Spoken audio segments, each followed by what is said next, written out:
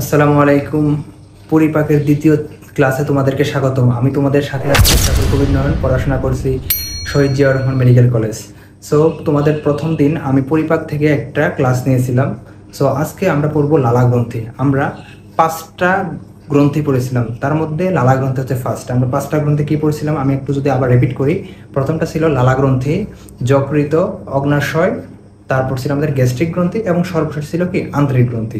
So আজকে আমাদের প্রথম টপিকটাই হচ্ছে যে লালা গ্রন্থি। তাহলে লালা গ্রন্থি এটাকে ইংলিশে বলবো সেলিভারি গ্ল্যান্ড, ঠিক আছে?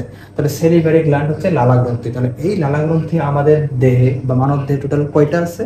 যদি বলে কয়টা তাহলে বলবো 6টা। আমাদের দেহে আছে টোটাল 6টা বা হচ্ছে 3 জোড়া।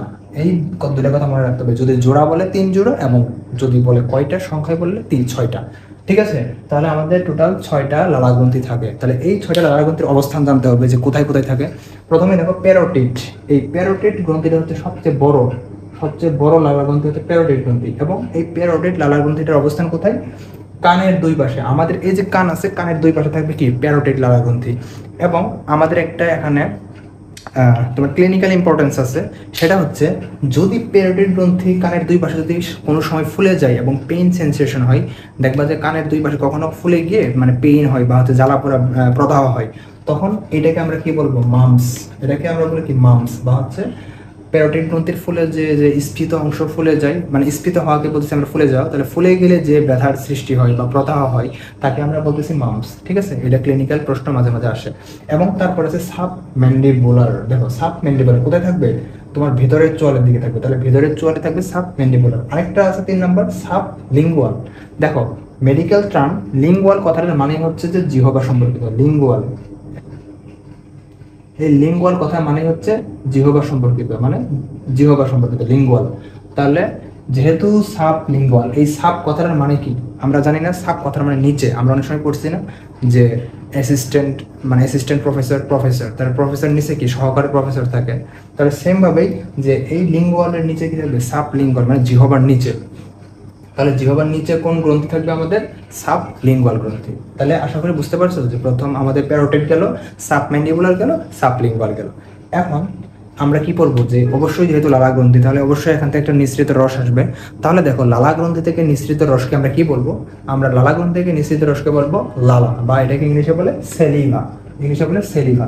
তাহলে এই লালা সম্পর্কে আমাদের এখন একটু জানতে হবে। দেখো আমাদের দেহে বা আমাদের মুখ গহ্বরে কতটুকু লালা প্রত্যেক দিন ক্ষরণ হয়?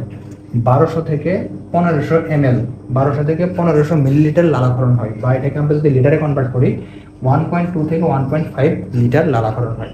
এবং যেহেতু লালাতে পানির পরিমাণে সবচেয়ে বেশি থাকে, মানে লালাতে পানির পরিমাণ সবচেয়ে বেশি থাকবে আর বাকি পোর্শনগুলো একটু কম থাকবে। তাহলে দেখো 95 থেকে 99% হচ্ছে লালাতে পানির পরিমাণ। তাহলে এটা অনেক ইম্পর্টেন্ট প্রশ্ন যে লালাতে পানির পরিমাণ কত? 95 থেকে 99.5% কিন্তু লালাতে পানি থাকে, মানে বেশিরভাগ অংশ হচ্ছে পানি।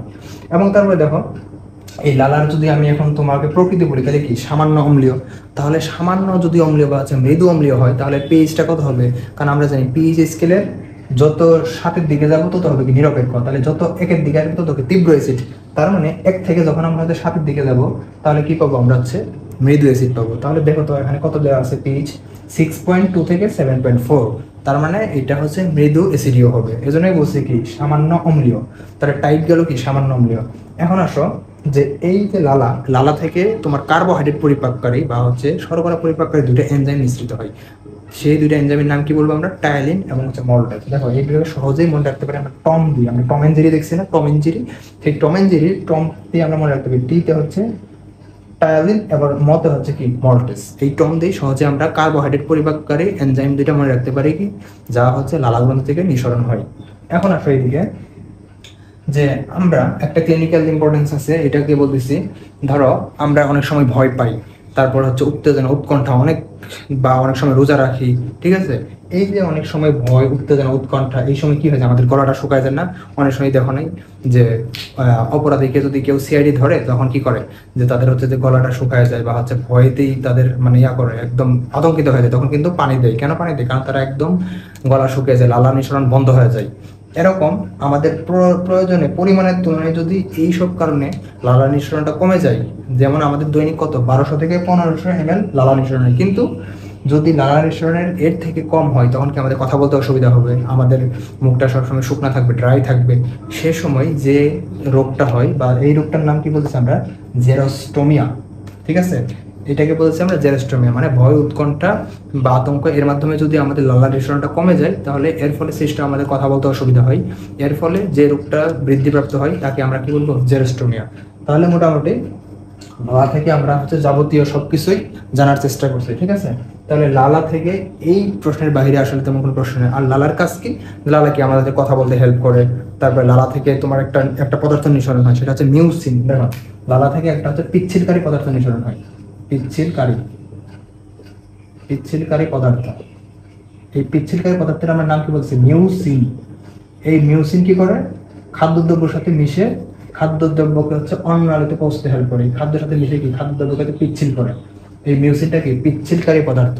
আর এটা আমাদের মুখ গহ্বরে যখন কোনো খাদ্য আসে তখন কি খাদ্যদ্রব্যের সাথে নিঃসরিত হয় বা মিশ্রিত হয়ে খাদ্যদ্রব্য অন্ননালীতে প্রবেশ করতে হেল্প করে এবং অন্ননালী থেকে আলটিমেটলি পাকস্থলীতে যাবে এবং পাকস্থলী থেকে পরবর্তীতে পরিপাক এবং ক্ষুদ্রান্তে শোষণ হবে। ঠিক আছে, তাহলে মেইনলি এই মিউসিনটাকে আমরা বলবো কি, তোমার পিচ্ছিলকারী পদার্থ।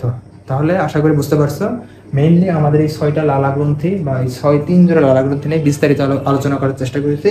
এর বাইরে আসলে কোনো এমসিকিউ আসার মতো নাই। লালা থেকে যাবতীয় সবকিছু বলার চেষ্টা করছি। আশা করি তোমাদের অবশ্যই ভালো লাগবে। যদি কোনো কিছু জানার প্রশ্ন থাকে তাহলে অবশ্যই কমেন্ট করো। পরবর্তী ক্লাসে তোমাদের সাথে দেখা হবে। সবাই এ পর্যন্ত ভালো থাকো, সুস্থ থাকো। আসসালামু আলাইকুম, ধন্যবাদ সবাইকে।